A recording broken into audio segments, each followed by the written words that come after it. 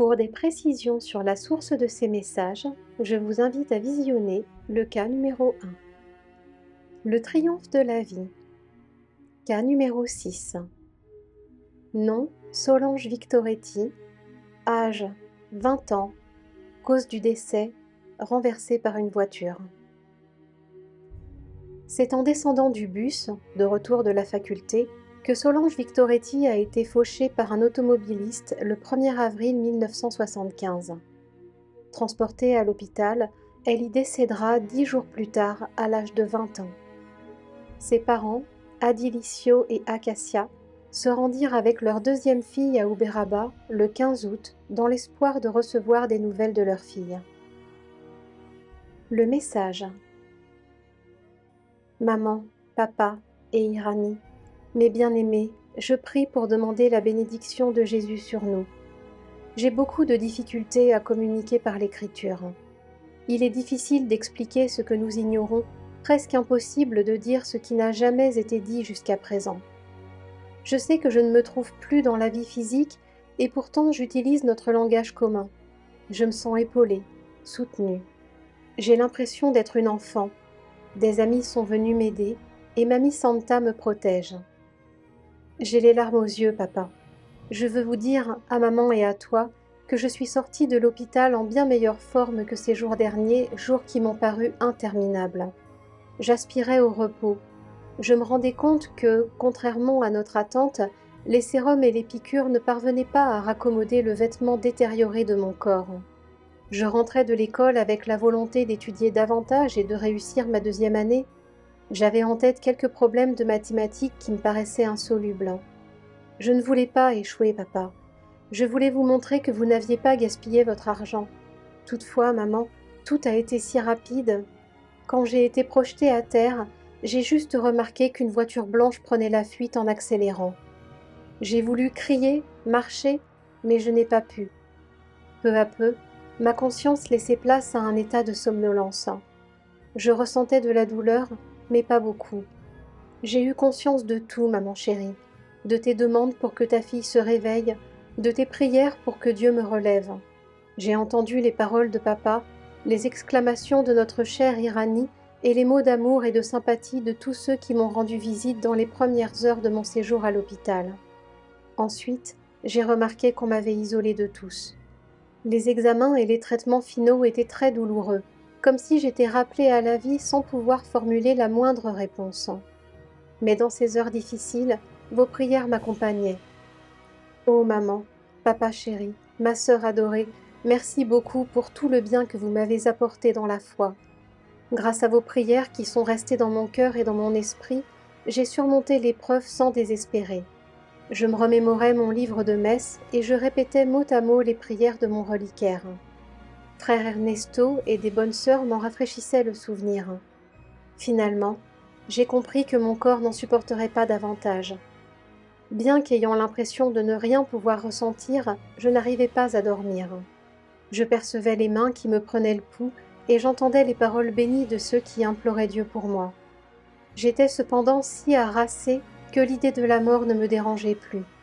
J'ai vu qu'un nuage blanchâtre se formait au-dessus de ma tête et cette brume enveloppait peu à peu mon lit. Tout s'estompait dans la pièce, mais d'autres images m'apparurent.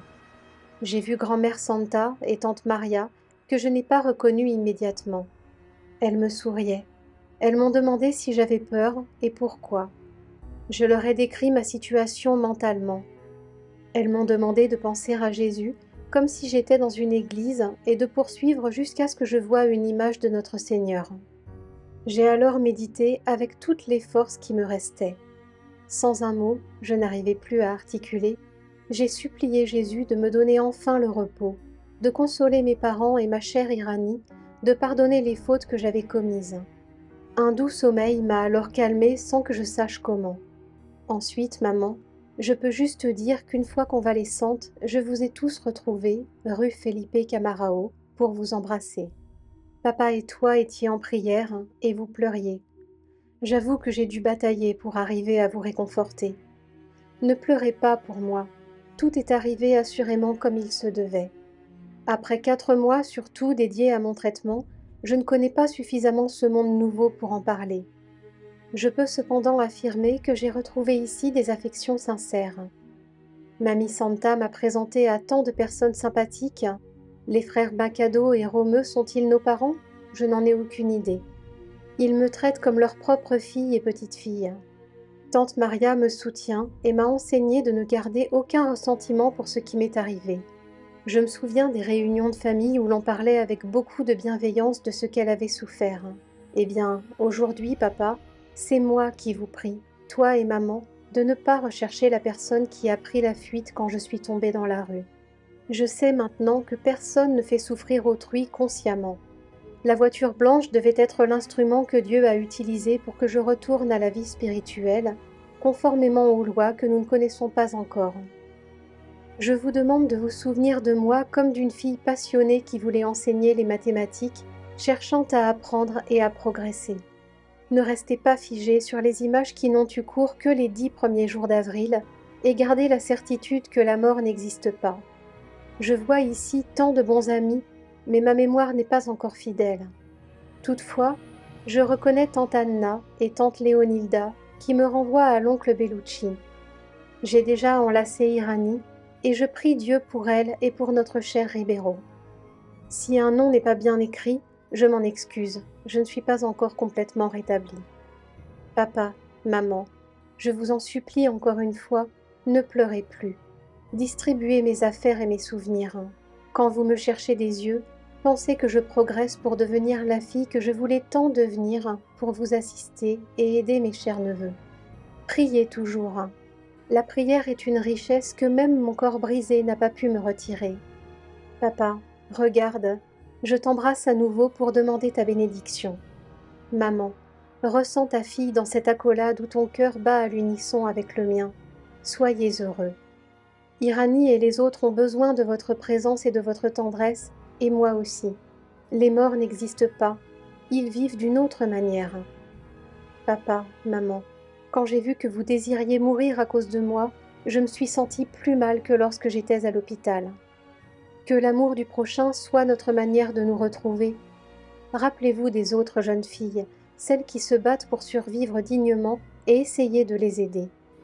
Je ne peux pas écrire davantage. La force dont je disposais ressemble à une pile qui se serait déchargée. Je remercie tous ceux qui m'assistent dans l'écriture. Irani chérie, aide nos chers parents à ma place. Papa, maman, ainsi qu'Irani, recevez de nombreux baisers de votre fille qui demande sans cesse à Dieu de nous fortifier et de nous bénir. Une étreinte et plein de bisous du fond de mon cœur. Solange. Message de Solange Victoretti, psychographié par le médium Francisco Candido Xavier au cours de la réunion du groupe Spirit de la prière à Uberaba dans la nuit du 15 août 1975. Commentaires et signes d'authentification. 1. Irani Victoretti Ribeiro est la sœur de Solange. 2. Mamie Santa Bornia Victoretti est l'arrière-grand-mère maternelle décédée il y a 40 ans. 3. Frère Ernesto travaille dans l'église du Baume Jésus de Sorocaba et il prête assistance dans l'hôpital de la ville. 4. Maria da Conceição Macado Oliveira, tante décédée en 1939. 5. Felipe Camarao est le nom de la rue où habite la famille. 6.